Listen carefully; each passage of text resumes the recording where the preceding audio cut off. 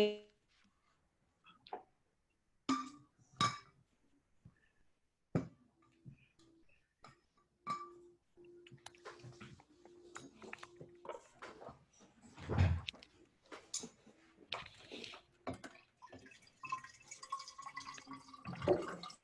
can hear somebody filling water.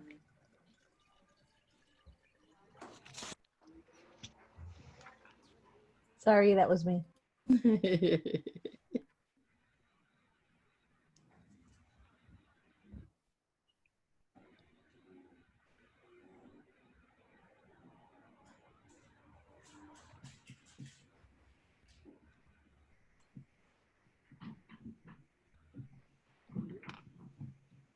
Wow, 757.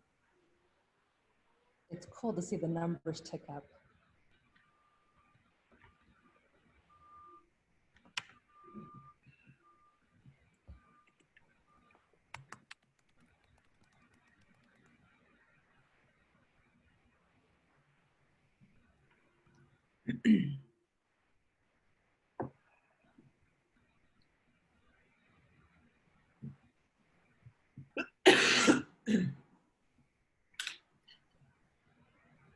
Everybody mute yourself right now.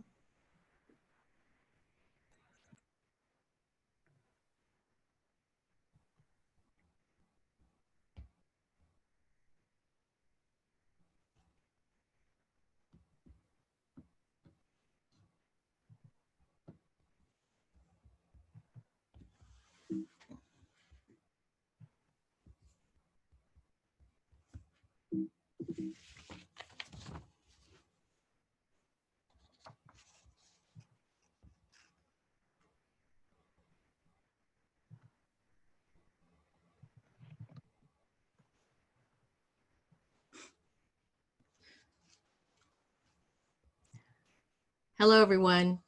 I'm Diane Kittamura, Superintendent for Santa Rosa City Schools. Thanks so much for joining us in this conversation about remote learning. This is our meeting in English, and we will have another meeting in Spanish at 6:30 tonight. Before we get started, I wanted to stress a few points. First of all, I know the uncertainty around this pandemic is creating stress and anxiety for our students, for our parents, and staff. Please know that we are aware of this. We will work hard together with you and our staff to ensure that our students are nurtured and educated, all the things we want to do as an educational community. Remember, we are all in this together.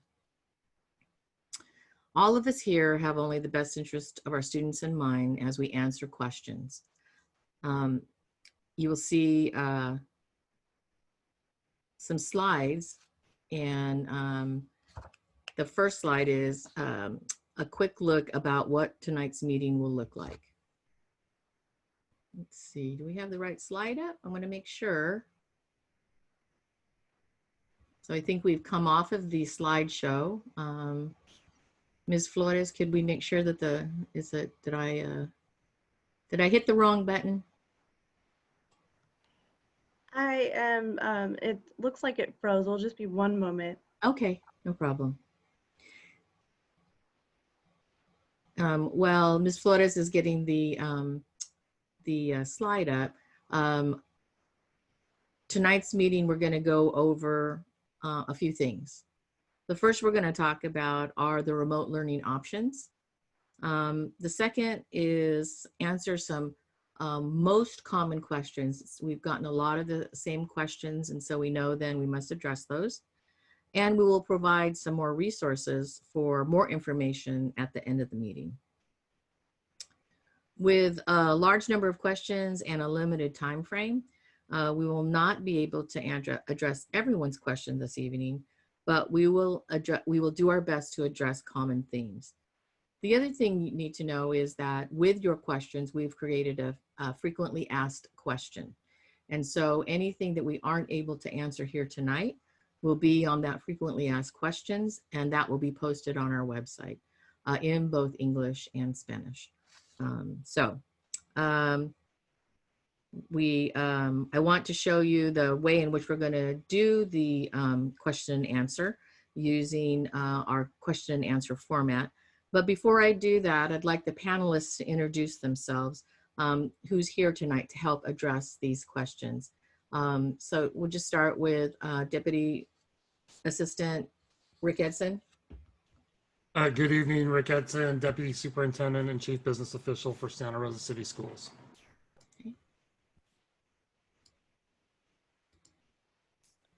Hi, I'm Dr. Ana Maria Guzman. I'm the Assistant Superintendent. I oversee teaching and learning.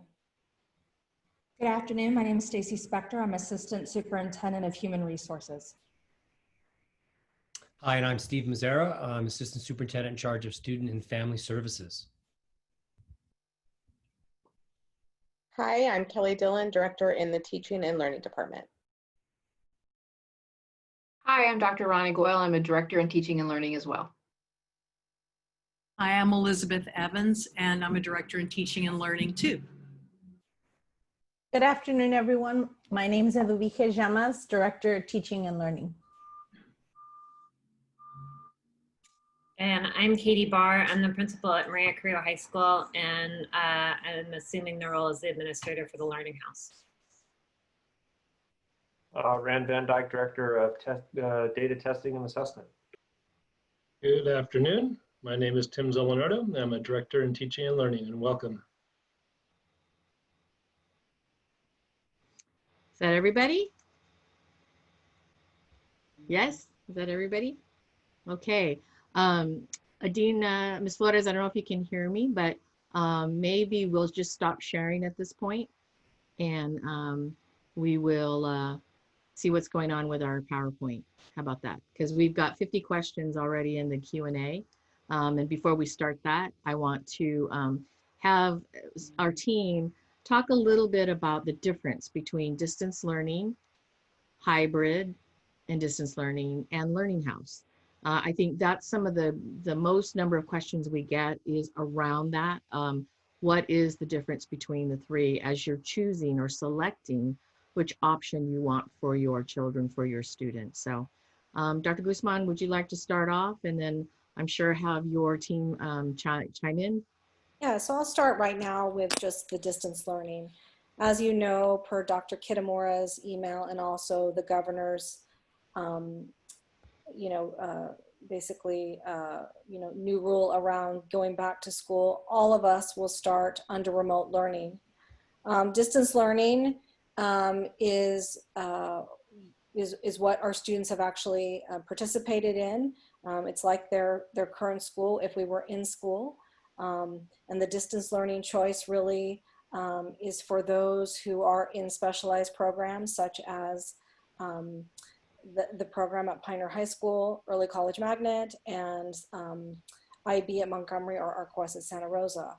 Also, if you are participating in one of our charters, whether it's one of the dual immersions or the Arts Charter or Accelerated, you should also stay within the distance learning model. And so all of us will be starting this year remotely under that model. If we can go back, we also have the distance learning hybrid, which those models are where students actually go to school in A and B models with having Wednesday off. Per Dr. Kitamura, that is something that we're going to relook at in October to see where we are as we have done before. We'll use science and also the guidelines by the state and the county to make that decision if that's something we can go back to distance learning hybrid. The final option is Learning House, which is, regardless if we can go back to hybrid or not, is a semester-long commitment by families.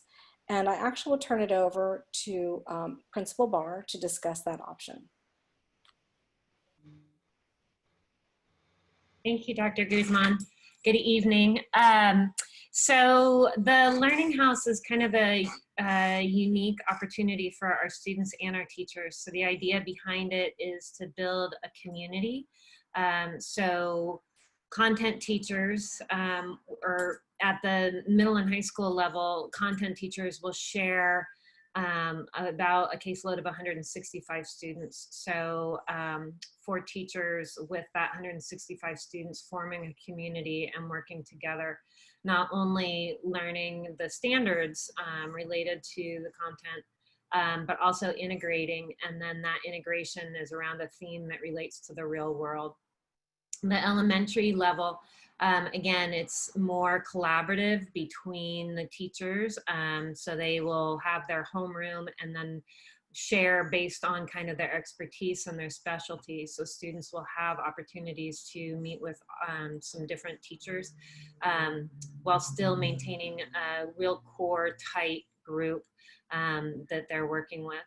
And the elementary level focus is around kind of being a human being on this earth and what that means at this time.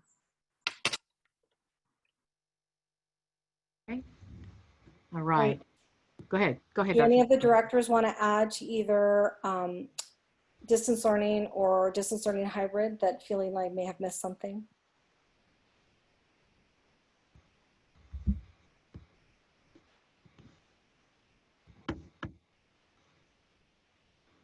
Okay. Okay. All right. If you have further questions about Learning House, distance learning / hybrid, we will go ahead and respond to those questions as we have time. Yes, we know that Adina was having some technical difficulties with her Zoom and her page. Now I see that it stopped sharing, and so we'll get on with the questions. Okay, the team's going to be answering, so I am now on the Q&A portion that I'll be responding to. The team will also be responding by typing in answers as well. All of the answers are going to be incorporated in our frequently asked questions. We also have a moderator, Ms. Beth Burke, who is looking at the Facebook side of things as well. And then Beth, could you come online and remind people around the raising of hands and that process? Sure, can you hear me? Yes, thank you. Great. So first of all, many apologies for the technical difficulties. I think that we've reached capacity for our Oh, webinar. that's the problem. Okay. Yes, and so the screen froze and did not allow us to play our slideshow. And it also unfortunately cut off our Facebook live stream. Oh my goodness, okay. So we do have a Q&A that has some questions, and we hope that if you have questions, you will type them into the Q&A at the bottom of the screen. Right now, we're not taking raised hands, but it feels like anything goes tonight. So let's start with our Q&A if you have a question, and then our panelists will answer them, and we'll get going and see if we can get our Facebook stream up. Yeah, so you can go ahead and take your hands down and put your question into the chat. That's how we're going to be addressing the questions that you have. I'm also, please don't worry, we're going to have another meeting next Thursday at the same time to address questions. And again, please look out for the FAQ. We're going to incorporate everything that you've asked to be able to address your questions, okay? That is what happened. We have 1,000 maximum, and we reached that 1,000. So our Facebook followers, if you're listening, I don't know if you can be, but, oh, and also this is recorded. And so we'll have the recording for you to be able to watch as well. And our Facebook people, we're trying to get the Facebook connection back going. Okay, first question is, would my student be allowed to keep my site-based elective teacher? Would my student be allowed to keep my site-based elective teacher? Yeah. So I'll start off with this one, Lori. If you are going into distance learning / hybrid, you basically have the schedule that you have when you ended last year. You will have the teachers at your school site, you know, the different classes that your student selected. If you were choosing Learning House, that would be something different that we would have to look at. Most likely no, but we would look to see whether or not that site-based elective teacher might have also chosen to go to Learning House. Okay, the next question. I have just joined your webinar by PC, but don't have the ability to be seen or heard on audio. I have some questions about electives. How will my kids be able to attend their industrial technology class, computer animation class, and choir class? I hope you got your technical difficulties situated. You only will see the panel. This is a webinar format, and so you will only see the panel. The answer to those questions is that you will still have those classes if those are the classes your students were assigned in the distance learning model. If you're in distance learning, you're going to have your 6 periods, 1, 3, 5, 2, 4, 6 on a Monday and Tuesday, or a Thursday and Friday, and you will still have connection with your technology teacher, your computer animation teacher, and your choir elective. Okay, the next question. 8 a.m. seems very early. It will make this distance learning even harder. As we try to get to work and set up our kids at the same time, I can get my kids set up in my office by 9 a.m., but 8 a.m. is going to be unlikely. Who would like to address that one?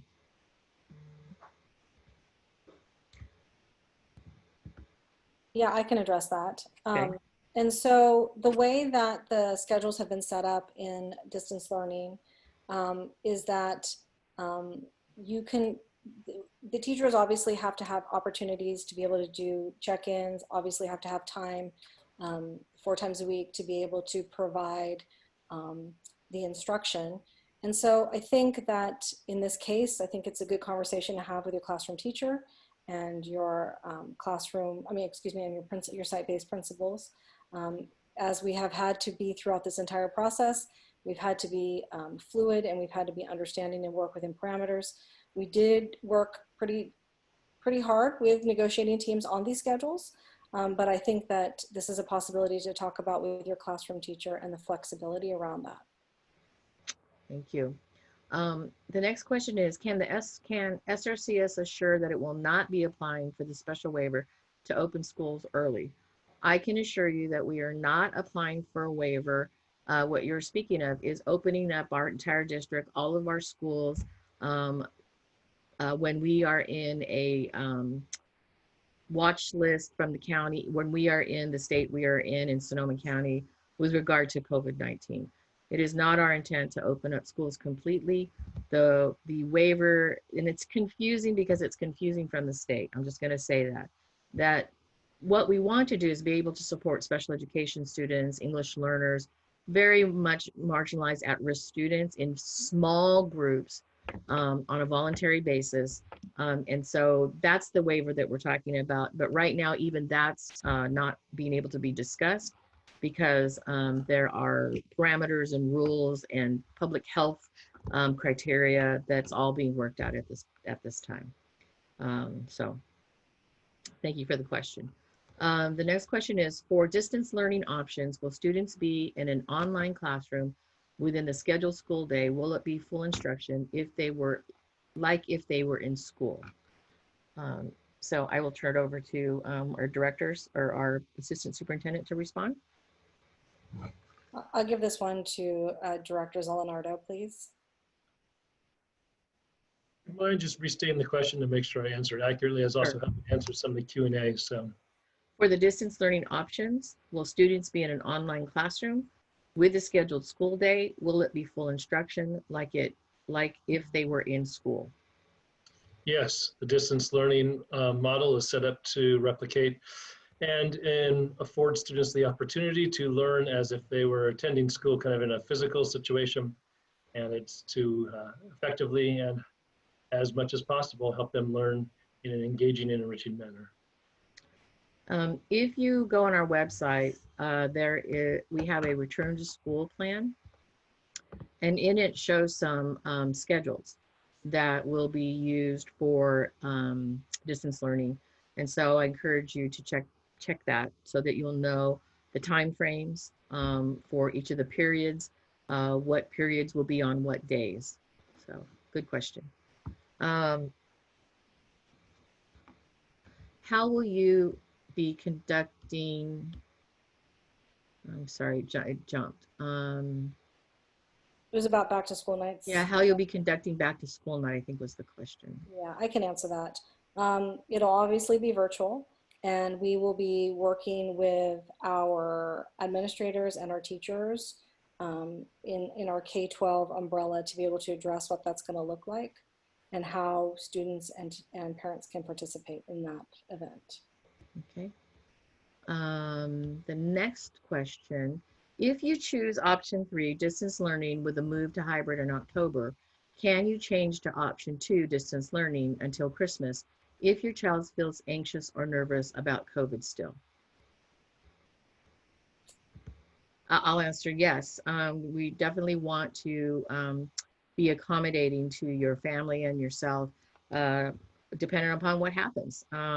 You know, we don't know that at this point if we will open in October. Had a great question from the staff. What if it's into November? Would you change back and you get the clearance to change back to in person? Would you? And I honestly would not at that point. I think that we're far into November, and the disruption to try to do hybrid at that point would be cause even more anxiousness for students and teachers and me. And so, yeah, we want to be, again, the word flexible, and want to be able to address the needs of students and staff as we figure out all of this distance learning format for education. So good question. Mary's asking, how do parents support students with IEPs who are in 3 different school districts? I'm currently working from home and a single parent. Mr. Mazzara, would you like to answer that one? That is a lot of work. So bless you, dear, for getting all that. You know, unfortunately, the schedules are going to be challenging from different school districts that we can't align. Within our own school district, we are trying to cohort between groups. If you or family are between schools, we can cohort. We may be able to reach out to the adjacent districts and try to see if there's a similar model so we can kind of cohort our schedules together. So I would encourage you to use the case manager that you have for Santa Rosa City Schools, and we can then reach out to special ed directors at the other schools and try to coordinate that work for you. But otherwise, you know, you are going to have access from our students and the IEP accommodations that are there. There may be a lot of similarities between this. I think services like speech or other things, you know, are just going to be kind of hit or miss. And so we're going to do our best to encourage that with other districts, but that's one of the challenges we have. With feeder districts, we can't control everything they have. Okay, and 2, please know that I meet weekly with the other 8 superintendents that feed into our district so that we can have some alignment because we know families are working in other districts or have children in other districts. The next question is, if I choose DL for my children, first graders now, will they be placed with site-based teachers and students? Is there the possibility they will have a teacher switch midway through the year if we move to hybrid in October or even in January? I can take this one.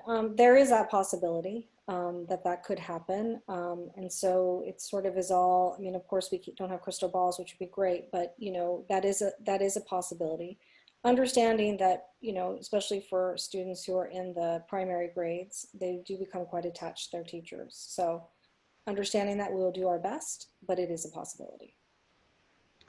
And the reason for that is when it comes to October, and if it is said that we can go back, there may be a number of students or staff that will need to stay in distance learning. That will change the makeup of in-person classrooms. And so teachers may have to be transferred. We want to be very upfront with that with you now. Do we like it? No, but it comes with the territory of what we're dealing with during this pandemic. Okay, for distance learning in secondary, what are attendance requirements? For instance, if my student attends and participates in per 1 on Monday and Wednesday, will my student need to check in for period? one on Tuesday and Fridays also. Ah, very good question. Mr. Mazzara, how would you like, not how would you please address that? Yeah, let me look at it again. Excuse me, I was answering another question. Yes, all of you there, if you can look at questions and answer them for our families in the chat, please go ahead and do so, or in the Right. Q&A. That means I need you to read the question again, or I'll find it again. Okay, for DL, this is from Stacy at 5:09 p.m. For DL in secondary, what are attendance requirements? For instance, if my student attends and participates in period 1 on Monday and Wednesday, will my student need to check in for period 1 on Tuesday and Friday? Also, it kind of depends on how the teacher sets up the work and the interaction. What the law requires is there's a meaningful level of interactions. And so as an example, the teacher may set up something where they want to see a chat and conversation or some editing on a Google Doc. And then you can totally see when that interaction happened, and then that can validate attendance for that day.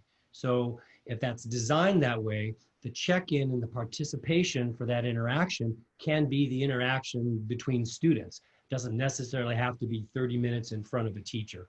So that's an example. And so attendance can be done that way. Again, the key to the attendance is not that you're physically on a Zoom for the day, that you're having meaningful interactions in that class period. yes, part of the accountability per the legislature is what's called live daily interaction. So that's all 5 days. There is some interaction with your teachers that occurs. So your schedules in distance learning, as you talk about, Stacy, are in periods. But even when your students are on the other side, the distance side, there's still the accountability factor of checking in with the teacher. Now, it can look a lot of different ways, like Mr. Mazzara said, but there still is that accountability. Students will be graded. So that is not, this is not like the spring. You'll also be receiving course syllabi and information sheets from each of your teachers, so you know what's expected in the classroom, what's going to be happening in the classroom.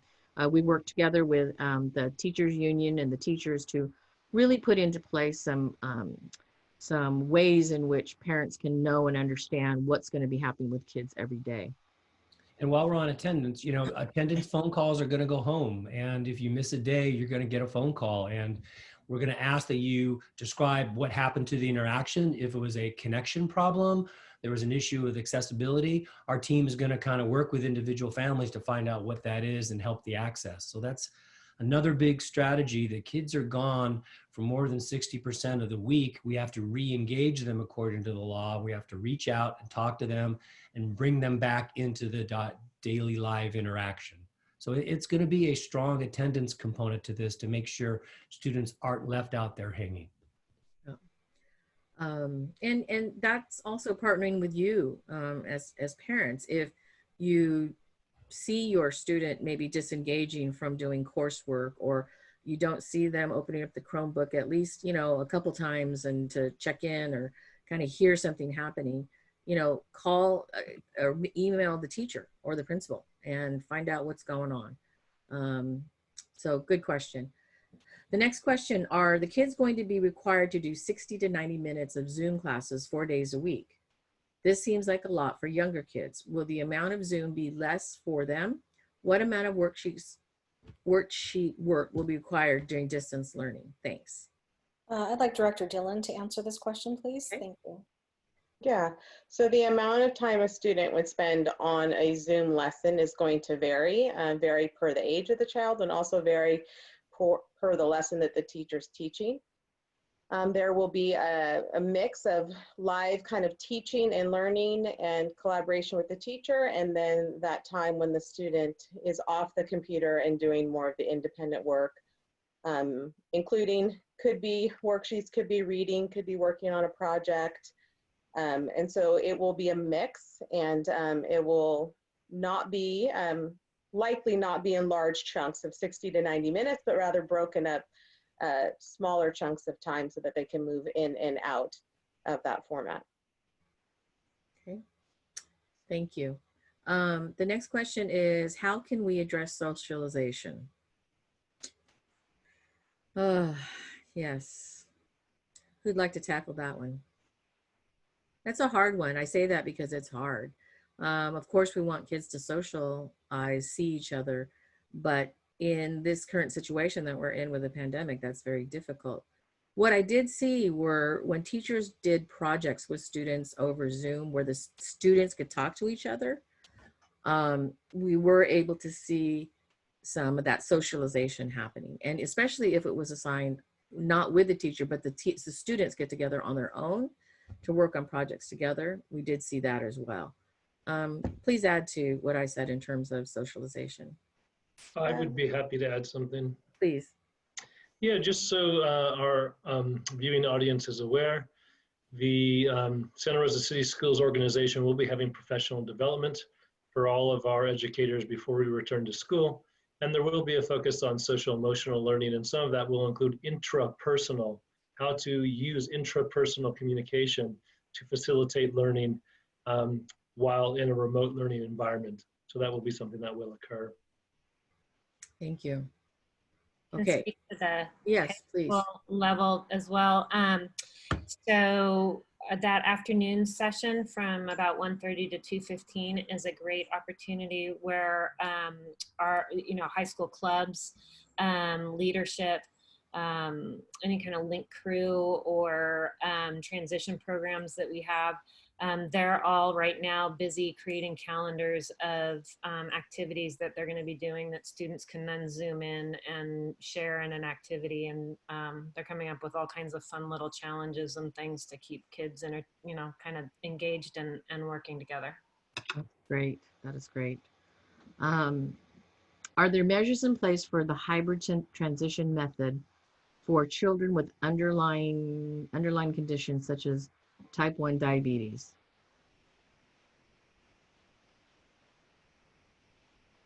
Steve, 5:12 p.m. Like anything, of course, a student with a 504 accommodation, anything, that if anyone struggles with a disability that impacts education, we'll have to adjust to that. Just like with IEPs, we have to meet, kind of look at those accommodations. So while we're not managing the medical side of that in a distance way, we're managing the educational impact of that.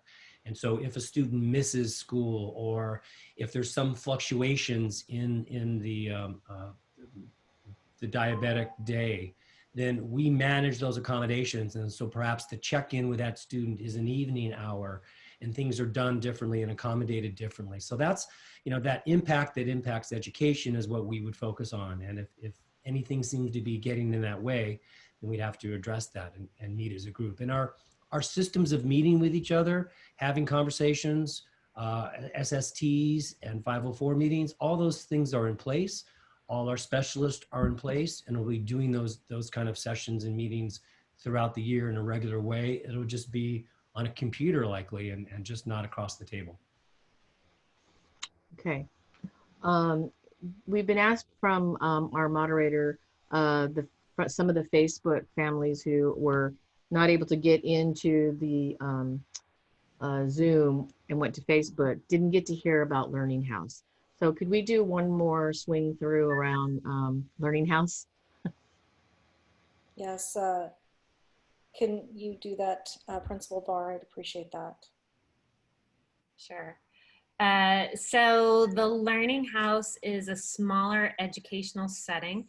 The focus is around building community. So at the elementary level, that will be kind of a homeroom group that students will be working with one student, but then having that ability for teachers to collaborate and really kind of express their speciality. So students will be able to mix with some of the different teachers at the elementary level, with a focus around kind of who we are as humans on this earth. So there's integration between the content area with kind of that environment and community and surrounding. At the secondary level, so middle and high school, again, the focus is on this idea of integration. So it's a smaller setting where about 165 students are shared by 4 content teachers. So those teachers get to know those students very well, spending time together, integrating the curriculum. So meaning, you know, English, math, science, social science are all kind of part of a blended learning model where they're focused on a theme or some sort of problem that they're solving in our community. Great. Anybody want to add? Director Goyle, Dr. Goyle, would you like to add anything to the description of Learning House? No, I just, when I think of the Learning House, I do think of a community of learners collaborating together who are also supporting each other and really working through, instead of subjects in isolation, we're looking at a problem with the learning of all subject matter. So I think that's really that difference between the Learning House and distance learning, with distance learning being at the school site and the Learning House being a very district-wide, a very encompassing collaborative environment. And with that, this can open up, maybe Rand can answer this as well, Director Van Dyke. We have a question about whether or not, if you choose Learning House, can you be in a pod or a cohort with, you know, kind of maybe neighborhood or, you know, where people are sharing duties outside of the schooling? Can you guys address that? Well, you know, I honestly hadn't considered that. However, since every family is going to have their address stamped with an A or B in preparation for the potential going back to hybrid, where we're on 2 tracks of attendance, we can probably use that to guide the sites in terms of clustering the students together as well.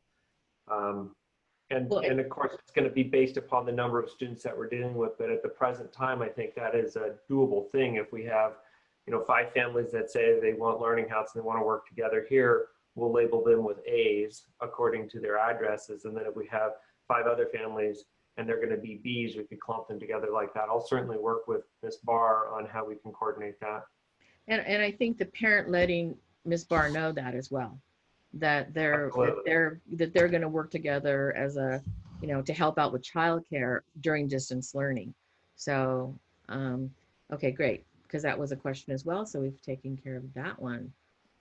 Thank you. A student in the IB program can continue on distance learning rather than transition to hybrid, correct?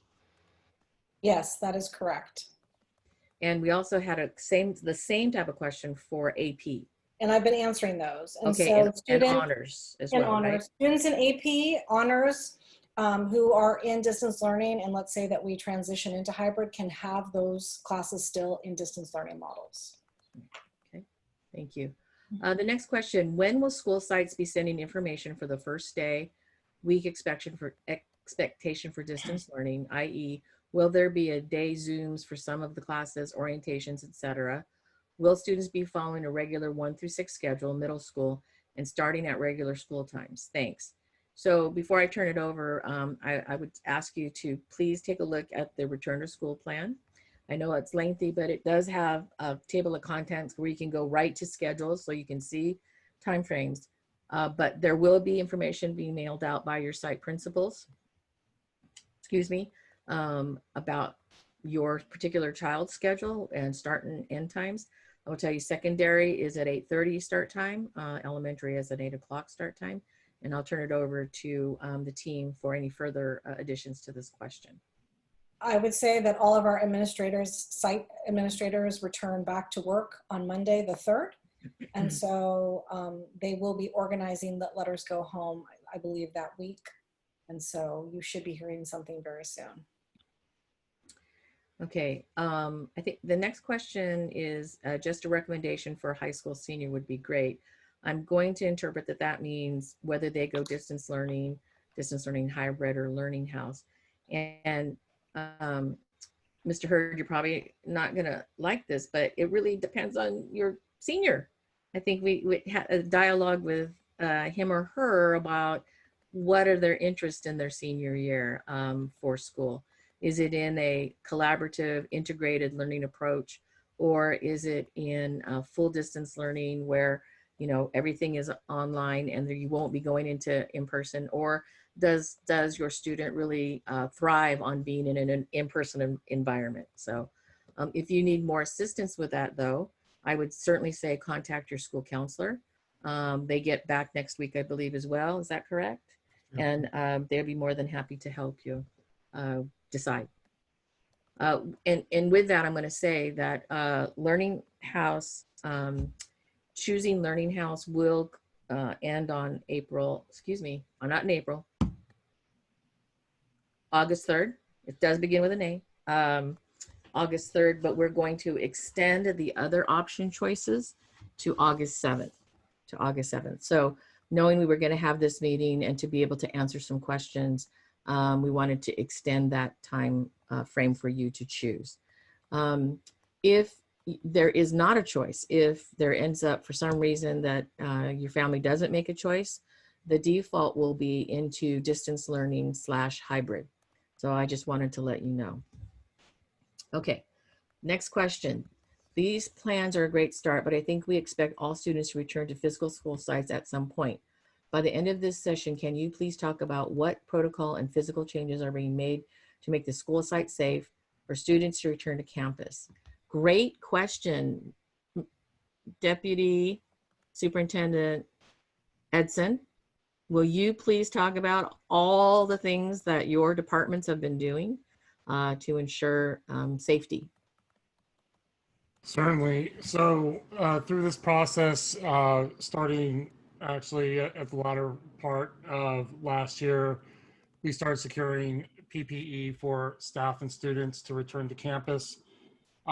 We've taken the opportunity to go out and look at every classroom, determine capacities for every classroom, and begin marking locations for desks and teacher space for every classroom, moving out additional furniture so that those classrooms are set up for student learning when we do return to students on campus. For that, we've also taken precautions in terms of determining ways and schedules for cleaning of school sites, including using electrostatic sprayers, having other methods of sanitation on each campus and coordinated to minimize risks during this time period, regardless of if students are on campus or not, just for the staff that's on campus currently and will be coming back over the period of the next few weeks.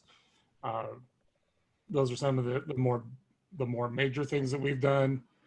We do, as I mentioned, have PPE available for use immediately for now in the event staff needs it, but there'll certainly be enough for students as well when they return. And we did receive our state allocation yesterday that adds to our stock of PPE. And also, you have removed the extra desks and tables from all the classrooms. Do you want to speak to that? Yeah, I mentioned that we had marked the classrooms for capacity, and we have removed extra furniture and or desks from those classrooms. So for grades 4 through 12, the maximum for any room is 16 students at any given time. And some rooms are adjusted below that depending on size. And there is not even seating available for more than that number in any classroom, and 12 at grades K through 3. Okay. I think there was one removed here, but I'm going to address it, and that is if the district can't get the presentation right, how can we expect them to do remote learning? I do want to address that. For number one, let me tell you that we went to 1,000 people so quickly is what froze our presentation. So it wasn't that we didn't know how to do it. It was the fact that it went to 1,000 people and then it kicked off our Facebook Live. So those are the things that happen with technology. It isn't a lack of my staff or us not knowing how to do this. So, and I would say that same thing about our teachers. Our teachers are working hard to learn a new way of doing things in remote learning, and I have great confidence in them and their principals that they will do the very best they can in these circumstances. Okay, it would be unfair towards students who have honors AP classes if they have not chosen distance learning with hybrid. It would be unfair towards students who have honors and AP are still going to be available in distance learning and hybrid. So just know that. Will my children's teacher actually be expected to teach this time around? And if so, how can they condense the 30-hour school week into 12 hours of time? It looks like my kids are being asked to attend school from home. There's so many things we're doing to address this. Who would like to start? One of the things I can start with is with the essential standards. We have professional development on August 10th, 11th, and 12th for our 900 plus teachers. And part of that will be looking at the essential standards. Each of the curricular areas has a plethora of standards that are hard to address in a normal situation. And so being able to identify and address the essential standards and to have those agreements across the boards in all areas, specific to core disciplines and also at the elementary level, I think will really provide not only an opportunity to understand the how and the what, but it will also really provide an opportunity, which I think is beautiful, for teachers to really be able to collaborate and share best practices, which I think will also address some of the learning loss that has occurred, and also just the coherence and also the scope and sequence of making sure that we address the needs of what's coming to us and what's coming after us as teachers. And I turn the rest sort of over to my staff to answer that as well. Anybody else want to add to that? Director Zolinardo, do you want to speak to that? Yeah, I'm happy to speak to it. Hello again. So just to touch the very first part, thank you, Dr. Guzman, for hitting kind of on the essential standards. The very first part just says, will there be some teaching occurring? And yes, so once again, the professional development and the thinking of teachers is going to support interaction that's live with instruction, facilitation of learning activities, and opportunities for students to demonstrate learning. What we hope to continue to improve at is the ways in which we utilize the technological tools to enhance student engagement and their interest in being able to pursue learning that feels meaningful, where they can apply skills. We would like to lean a little bit away from too much rote memorization, which can be difficult normally, but is even more difficult on a technological platform. And that will, with the essential standards and letting students engage and apply, so you reduce a little of the content and you give more time to go in depth. That allows students to explore and experience learning, and then that time is very meaningful, even though it might be a little reduced from the typical in-person schedule. Thank you. I do also want to remind everyone that we had no idea when we left for spring break that we were not going to come back for the rest of the school year. Teachers and staff in an emergency quick situation put together what we could and distributed. And remember, that included Chromebooks and hotspots, 4,400 Chromebooks and 1,300 hotspots, just so we could be sure that all students had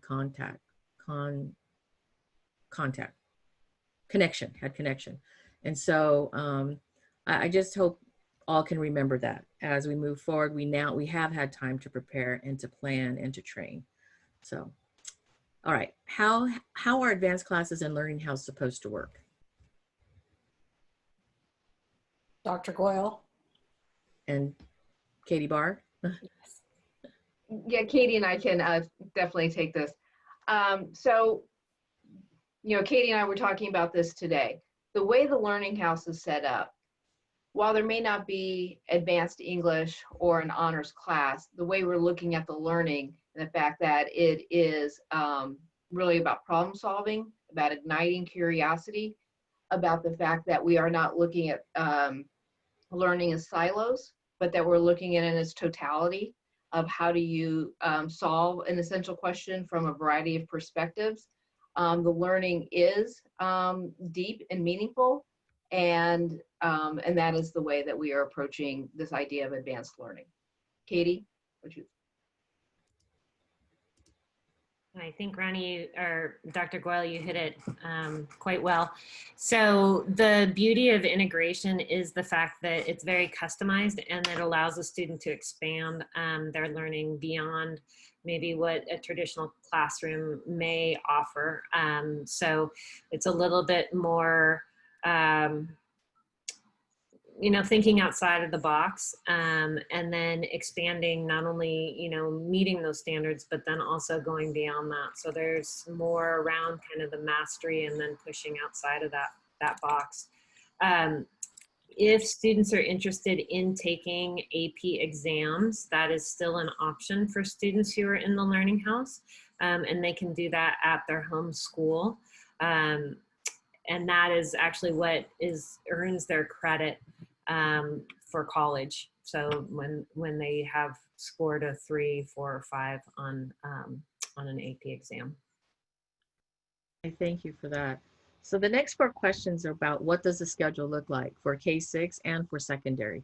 So can you guys just give a little brief about what does the schedule look like in primarily in distance learning they're asking about? So elementary, I turn it over to you, Director Dillon, and then one of my secondary directors needs to answer for secondary. Sure. So I would urge folks to take a look at the return to school plan and the sample schedules, because I think visually that is helpful to kind of see a sample. But students will have contact with teachers every day. Monday, Tuesday, Thursday, Friday is the kind of bulk of their contact with their classroom teacher, with Wednesday continuing to have contact with staff, having office hours, having other resources in the afternoon as well.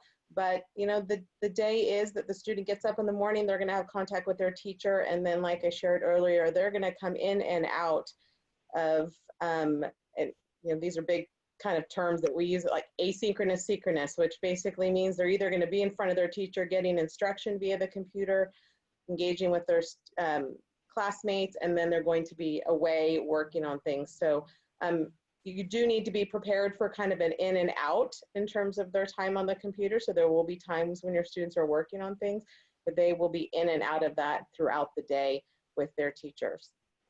So I don't know if that helps clarify. Yeah. And then how about the secondary?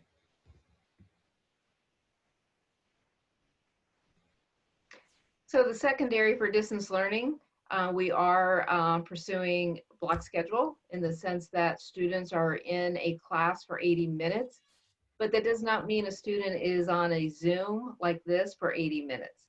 It goes back to what Director Zalinardo talked about and how we approach the learning and really build that community and that collaboration, so students are discussing and talking to each other and really interacting and engaging with the material.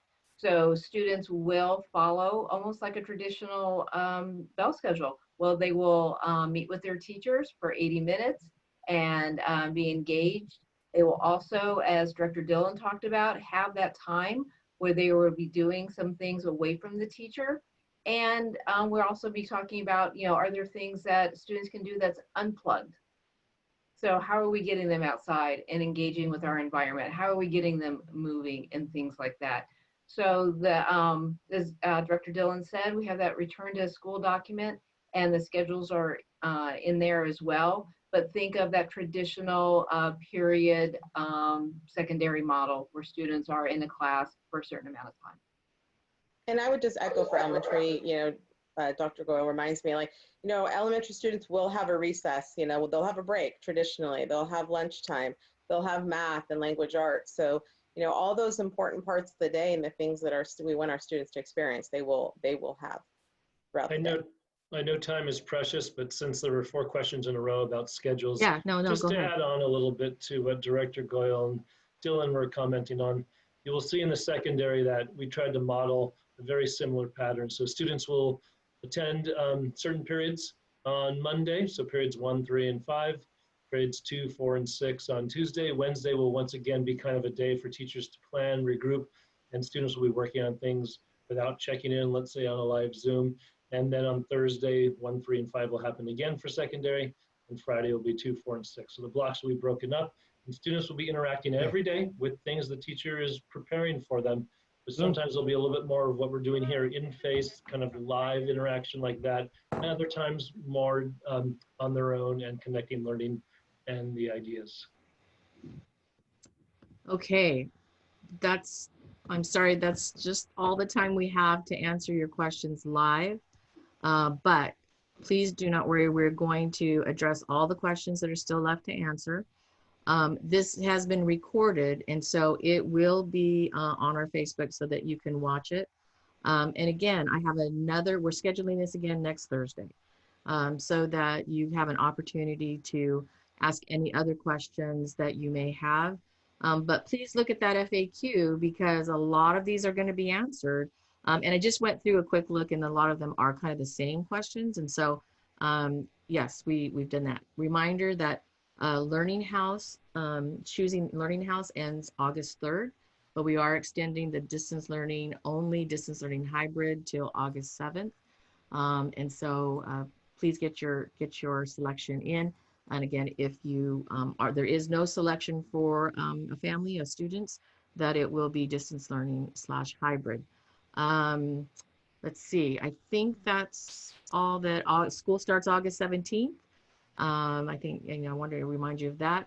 And again, appreciate you joining in today and asking the questions that you're asking. It's the only way that we can truly provide and work together with you on best serving your students, which is really the key to what we want to do here. So again, thank you so much, and I'll see you next week if you want to join us again. Take care.